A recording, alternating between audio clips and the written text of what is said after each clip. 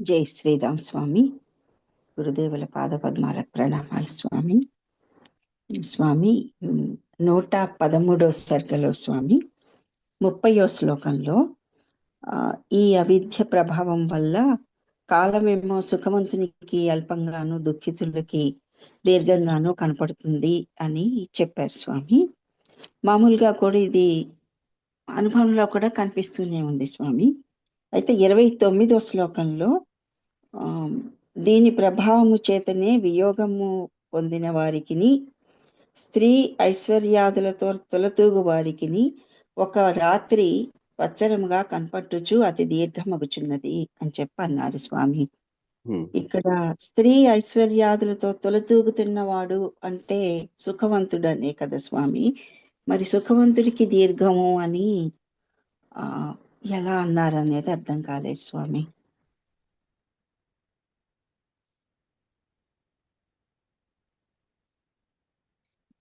వియోగినాం అధాన్యేషాం కాంతా వైభవశాలినాం అంటే కాంత వైభవము వీరిని కలిగి ఉండి వాటి నుంచి వియోగం సంభవించినప్పుడు అని అర్థం తీసుకోవాలి. ఇక్కడ రాత్రిర్వత్సరవద్ దీర్ఘ భవేత్తస్య ప్రసాదతః.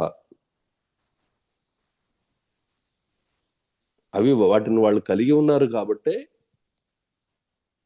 అటువంటి స్థితి కలుగుతుంది. ఇది దీర్ఘత్వం అనే అనుభవం కలుగుతుంది అన్నమాట. దీని అర్థం అది. స్త్రీ ఐశ్వర్యాలతో తొలతూగు వారికి వాటి పట్ల వియోగం పొందారనుకో, ఈ అవిద్యా ప్రభావం చేత అది ఇది క్షణమొక యుగం అనిపిస్తుంది. అది నెక్స్ట్ ఇదే 113వ సర్గలో 13వ శ్లోకం స్వామి. ఈ అవిద్య అందమైన వెదురు తీగ వలె అంతమున శూన్యముగను నిస్సారముగను నుండును. నదీతరంగ సమూహము వలె ఇది భిన్నమునర్చబడినను నశింపకున్నది అని చెప్పి అన్నారు స్వామి. ఇక్కడ ఈ వెదురు తీగ అంతమున శూన్యంగా నిస్సారంగా ఉండటం అనేది అసలు వెదురుతోటి అవిద్యని ఎందుకు పోల్చారు అనేది కూడా అర్థం కాలేదు స్వామి.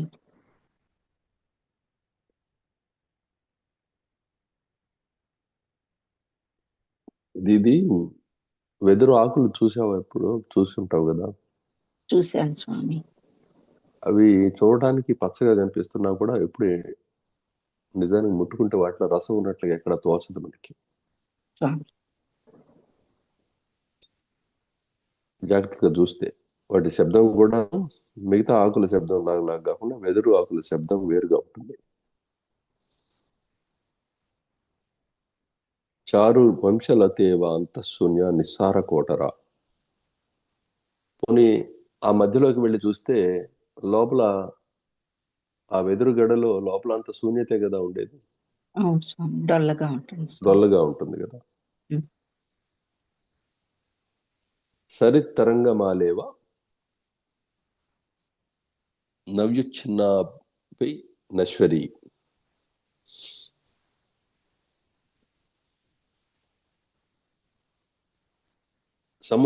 నదీ తరంగములు అలా నిరంతరం ఉత్పన్నం అవుతూ ఉంటాయి. నదీ ప్రవాహం అలా సాగిపోతూనే ఉంటుంది, మళ్ళీ ఉత్పత్తి జరుగుతూనే ఉంటుంది. ఇది తరంగోత్పత్తి. ఒక తరంగాన్ని ఆపుదాం అని చెప్పి చేసినా అది ఆగేది కాదు, ఇది నశించదు. అది అర్థమవుతుంది కదా. అలానే ఈ వెదురు కూడా దీంట్లో ఎక్కడ సారం ఉన్నట్లు ఇది ఎట్లా పెరుగుతుందో కూడా అర్థం కాకపోయినా సరే ఈ వెదురు అధికమైన సంతానాన్ని పొందుతూ ఉంటుంది. అంటే ఏంటి? చిలవలు పలవలుగా పెరుగుతూనే ఉంటుంది. ఆ మొలకలు మాటి మాటికి ఆ వర్షజలం రావటంతో పుట్టుకొస్తూ ఉంటాయి, వర్ష ఋతువు రావడంతో. ఇది కూడా గమనిస్తున్నాం కదా మనం. సో ఈ విధంగా సారం లేనట్లుగా కనిపిస్తూ అది అలా జరుగుతుంది. తరంగాలు ఏదో విడిగా ఉన్నాయని చెప్పి దీన్ని సరిచేయడానికి ప్రయత్నం చేస్తే ప్రవాహం ఆగట్లేదు కాబట్టి ఆ తరంగోత్పత్తి కూడా అలా అనుభవానికి వస్తూ ఉంటుంది. తరంగం అనే వస్తువు వాస్తవానికి లేదు. ఇది ఒకదాన్ని ఆపితే ఆగుతుందా అని చెప్తే వీల్లేదు. అంటే నేను భార్యా పిల్లలను వదిలిపెట్టాను అంటే సంసారం ఆగుతుందంటే ఆగదు. భార్యా పిల్లలు అనేవాళ్ళు తనకంటే అన్యులై గాని, తనకంటే అన్యంగా మరొకటి ఉందని కానీ అనే ఆ భ్రాంతి ఏదైతే ఉందో అది తొలగిపోవటమే సంసారం తొలగిపోవటం. కానీ నేను అందరినీ వదిలిపెట్టుకొని వచ్చాను అంటే అందరినీ వదిలిపెట్టుకొని రావటం పోవటం అనేదే సంసారం. నేను సంసారాన్ని ఎక్కడ వదిలేసావు?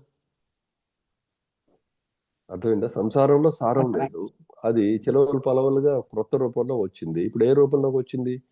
నేను గురుసేవలోకి వచ్చేసాను, నేను అన్ని వదిలిపెట్టాను అంటున్నావు. గురుసేవలోకి వచ్చిన తర్వాత నువ్వు పూర్ణమైన శాంతితో ఉన్నావా? తోటి వాళ్ళతోటి నీకు విభేదాలు, విభాగాలు, పోలికలు, బాధలు ఇక్కడ కూడా ఉన్నాయి. ఎందువల్ల? సంసారాన్ని నువ్వు వదల్లా, దానికి కొత్త రూపం ఇచ్చావు అంతే. ఒక తరంగాన్ని ఆపావు, మరొక తరంగం పుట్టుకొచ్చింది, దాన్ని ఆమోదించావు అంతే. అంటే సంసారాన్ని ఆమోదించావు కదా. అవును స్వామి. మరి వీటిల్లో ఏమైనా సారం ఉన్నదా? ఏమి లేదు, భ్రాంతి తప్ప. భ్రాంతియే సారం దీనికి. అది తత్వం. స్పష్టంగా ఉందా? స్పష్టంగా ఉంది స్వామి.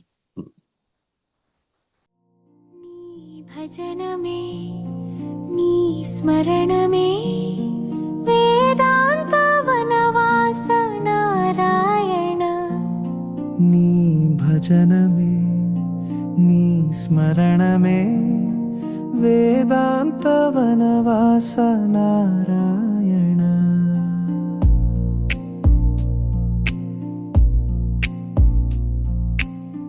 కనిపించు కరిగించు నీవుండగా కనిపించవేలని జనులందురే. కనిపించు కరిగించు నీవుండగా కనిపించవేలని జనులందురే. కనిపించిన నా కథ పెంచిన